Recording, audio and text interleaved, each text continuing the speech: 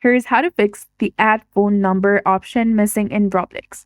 So first, you need to launch your web browser and go to roblox.com and log into your account. Now, there are a few reasons why this might be happening. The reason might be that the phone number may be linked to a terminated account. So if your phone number is already associated with a Roblox account that has been terminated, you won't be able to use it again. Or you might have a unsupported country. Roblox has removed the phone number option for some countries.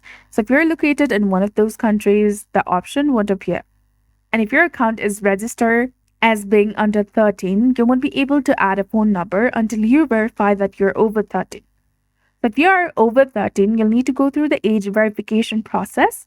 Tap on the gear icon in the top right corner and then tap on settings, and under account info, there you'll get the option of verify that will be available beside the age group if you haven't already. And then follow the on-screen instructions to verify to go through the age verification process. If none of this applied to you, those are the only 3 known reasons why the option would be missing. So that's it for this video. I hope you found this video helpful. If you did, please like, share, and subscribe.